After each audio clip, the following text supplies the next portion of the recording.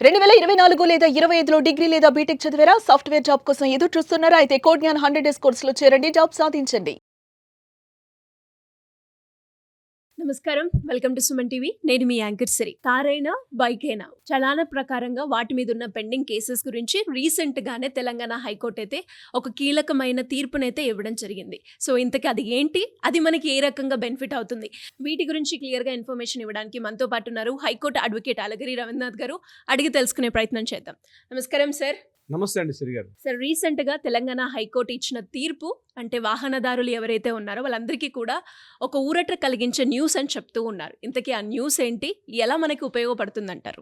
ఊరటనివ్వడం అన్నది కరెక్టే, కొంతవరకు సమంజసంగానే ఉంటుంది. కానీ విషయం ఏంటంటే సిరి గారు, ప్రధానంగా మనం రోడ్డు మీద వెళ్ళేటప్పుడు బైక్ కానీ కారు కానీ వెళ్ళేటప్పుడు, ఇది నాకు ప్రత్యక్ష అనుభవం కూడా చాలా సందర్భాల్లో జరిగింది.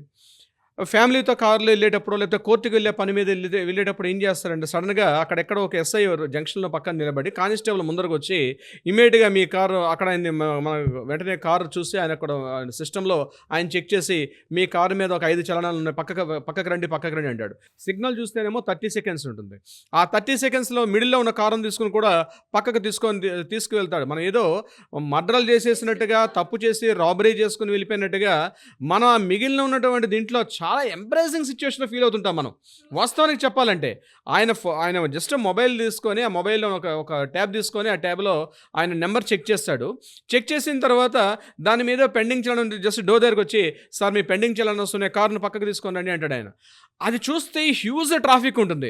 ఆ ట్రాఫిక్లో మనం ఎక్కడో మిడిల్లోనో లేకపోతే మన సిగ్నల్కి రైట్లో ఉంటాం. మనం రైట్లో ఉండేటప్పుడు ఈయన ఎక్కడో లెఫ్ట్లో ఉంటే, రైట్లో ఉన్నటువంటి కార్ని లెఫ్ట్లోకి తీసుకుంటూ వెళ్ళేసరికల్లా వెనకున్నటువంటి డ్రైవర్స్ కానీ రైడర్స్ కానీ అనేక రకాలుగా డిస్టర్బెన్స్ కూడా లోన్ అవుతారు. తీరా పక్కకు పెట్టిన తర్వాత బండి పక్కన పెట్టమంటాడు. ఒక్కోసారి కొన్ని సందర్భాల్లో కార్ కీస్ కూడా తీసేసుకుంటారు. ఇన్ని చలనాలు వస్తున్నాయి, స్పాట్లో మీరు కట్టండి లేకపోతే వెహికల్ని సీజ్ చేస్తున్నాం అంటారు. ఇలాంటి వాటికి ఫుల్ స్టాప్ పెడుతూ మనకి హైకోర్టు ఒక తీర్పు ఇవ్వడం జరిగింది. అందుకే దానికి ఊరట అన్న పదం బహుశా మీరు వాడారేమో. హైకోర్టు ఏం చెప్పిందంటే, పెండింగ్ చలనాస్ ఉన్నాయని చెప్పి మీరు వెహికల్ని సీజ్ చేసినా, లేదా అక్కడ ఉన్నటువంటి కీస్ మీరు తీసుకొని మీ పాకెట్లో వేసుకున్న స్టేషన్కి వెళ్ళమని చెప్పినా, లేదా ఆన్ ద స్పాట్లో పేమెంట్ కట్టమని చెప్పినా అట్లా కుదరదు అని చెప్పడం జరిగింది. అయితే జరిగినటువంటి రీసెంట్గా ఇచ్చిన తీర్పుకి కొద్దిగా భిన్నంగా ఒక వారం రోజుల క్రితం మన రాష్ట్ర ముఖ్యమంత్రి రేవంత్ రెడ్డి గారు, తెలంగాణ రాష్ట్ర ముఖ్యమంత్రి రేవంత్ రెడ్డి గారు ఒక సభలో మాట్లాడుతూ కాస్త గట్టిగా వాయిస్ పెంచి మాట్లాడారు. ఆయన మాట్లాడిన మాట ఏంటంటే, ఎవరైనా పెండింగ్ చలనస్ కట్టకపోతే వారి బ్యాంక్ అకౌంట్ లింకప్ చేయండి. అంటే ప్రతి వెహికల్కి ఒక అకౌంట్ ఉంటుంది, బ్యాంక్ అకౌంట్ ఉంటుంది కదా. ఆ బ్యాంక్ అకౌంట్ మీరు రిజిస్ట్రేషన్ చేసుకున్న సమయంలోనే బ్యాంక్ అకౌంట్ లింకప్ చేయండి. ఆ బ్యాంక్ అకౌంట్లో పొరపాటున వైలేషన్ చేసినట్లయితే, అంటే సిగ్నల్ జంపింగ్ అయినా, రాంగ్ పార్కింగ్ అయినా, ఇలాంటి ఏదైనా సరే ట్రాఫిక్ వైలేషన్స్ ఏమైనా జరిగితే ఇమ్మీడియట్గా వాటిని బ్యాంక్ అకౌంట్లోంచి ఉన్నట్టుగా చేయండి అని చెప్పి అక్కడ రేవంత్ రెడ్డి గారు చెప్పడం జరిగింది. సో ఒక విధంగా చెప్పాలంటే రేవంత్ రెడ్డి గారు, ఇది మీ కొద్దిగా ఇబ్బంది కలిగించే వార్త అని చెప్పుకోవచ్చు. హైకోర్టు ఇచ్చినటువంటి తీర్పు ఏం చెప్తున్నారు, ముఖ్యంగా పెండింగ్ చలనాస్ ఉన్నాయన్నటువంటి ఏకైక నెపం మీద ఎనీ ట్రాఫిక్ ఏ ఉన్నత స్థాయి అధికారైనా సరే, కానిస్టేబుల్ దగ్గర నుంచి ఎస్ఐ దగ్గర నుంచి సిఏ స్థాయి, అంటే ఏ స్థాయి ఉన్నతాధికారైనా కేవలం ట్రాఫిక్లో ఉన్న పెండింగ్ చలనాస్ ఉన్నాయని చెప్పి కేవలం అదే ఒక కారణంతో వెహికల్ని సీజ్ చేయలేరు. ఒకవేళ సీజ్ చేసే ప్రసక్తే ఉంటే తప్పనిసరిగా ఆయన దగ్గర ప్రాపర్ డాక్యుమెంట్స్ లేకపోతే, అంటే డ్రైవింగ్ లైసెన్స్ లేకపోయినా, వెహికల్ ఆర్సీ లేకపోయినా, పొల్యూషన్ లేకపోయినా, ఇతరత్ర ఉన్న ఇన్సూరెన్స్ సర్టిఫికేట్ లేకపోయినా, ఇలాంటి సందర్భాల్లో ప్రాపర్ డాక్యుమెంటేషన్ లేకపోతే మీరు చేయండి తప్పించి, కేవలం పెండింగ్ చలనాస్ కోసం చెప్పి మీ పోలీసులు మీరే రికవరీ ఏజెంట్స్ కాదు అని చెప్పి ఒక ఘాటైన వ్యాఖ్య కూడా చెప్పడం జరిగింది. అంటే ట్రాఫిక్ పోలీసులు రికవరీ ఏజెంట్లు కాదు.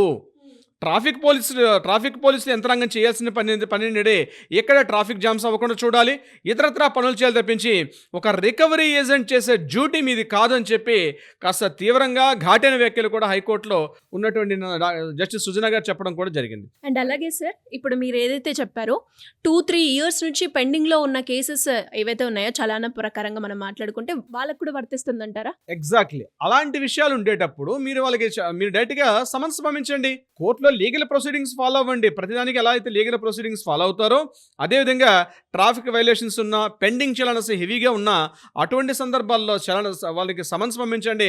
సమన్స్ ద్వారా వాళ్ళని కోర్టుకు రప్పించే ప్రయత్నం చేయించండి.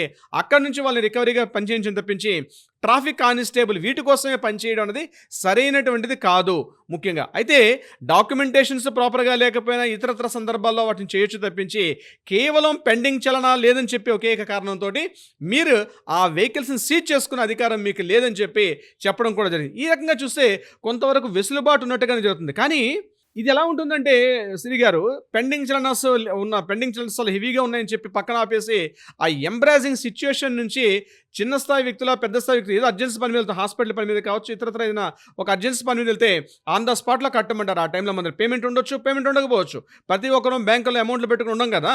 ప్రతి ఒక్కరం కూడా చూడాలని ప్రతిరోజు మన ఆన్లైన్లో చెక్ చేసుకొని నేను ట్రాఫిక్లో వెళ్తున్నాను కాబట్టి నా వెహికల్ మీద ఇన్ని చలనాస్ ఉన్నాయని చెప్పి చెక్ చేసుకోవడం పని ఉండదు కాదు. సో ట్రాఫిక్ వైలేషన్ ఎవరు కావాలని చేసి ఉండరు. కొన్ని సందర్భాల్లో సిగ్నల్ జంపింగ్ కావచ్చు, రాంగ్ పార్కింగ్ కావచ్చు, అర్జెన్సీ మీద వెళ్ళేటప్పుడు పెట్టుకునే సందర్భాల్లో ట్రాఫిక్ వైలేషన్ జరిగింది కరెక్టే. కానీ కేవలం దాన్నే పెద్దగా అదేదో పెద్ద భూతంగా చూపిస్తూ మనం ఏదో దేశద్రోహానికి పాల్పడినట్టుగానో, ఏదో టెర్రరిస్ట్ అనైతిక కార్యకలాపాలకు పారినట్టుగానో మన దేశానికి అంత మోసం చేయలేదు కదా అనే ఉద్దేశంతో ఈ వెసులుబాటుకి ఇలాంటి ఊరట ఇవ్వడం మాత్రం కొంతవరకు హైకోర్టు అంటే ఎప్పుడు కూడా కొంతవరకు ఇలాంటి నిర్ణయాలు, కొంత అనాలోచిత నిర్ణయాలు మన ప్రభుత్వ యంత్రాంగాలు తీసుకునేటప్పుడు హైకోర్టు లేదా అంతకన్నా ఉన్నత స్థాయి సుప్రీంకోర్టులు ఇట్లాంటి విషయాల్లో మాత్రం కొంత చొరవ చూపించి పౌర సమాజానికి భద్రత ఒక్కటే కల్పించాల్సింది.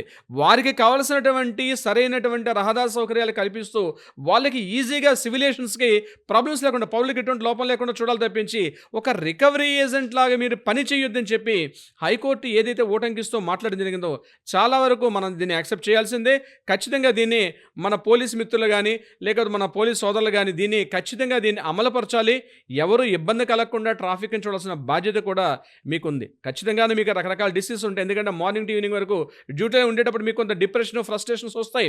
అవి కూడా మేము అర్థం చేసుకుంటాం. మేము కూడా న్యాయవాదుల కోర్టులో ఉంటాం కాబట్టి మేము అర్థం చేసుకుంటాం. కానీ కేవలం ఆ ఫ్రస్ట్రేషన్ని దారిన పోతున్నటువంటి ఒక కుర్రాడు, ఒక 18-20 ఏళ్ళ కుర్రాడు వెళ్తున్నాడు పని మీద, వాడికి చట్టం గురించి అవగాహన ఉండదు. వాడిని మీరు ఇబ్బంది కలిగించే ప్రయత్నం చేస్తే మాత్రం మరలా మీరు కూడా ప్రాసిక్యూట్ చేయాల్సిన పరిస్థితి వస్తుంది. సదరు మిత్రులకు కూడా హెచ్చరిస్తున్నాను శ్రీ గారు.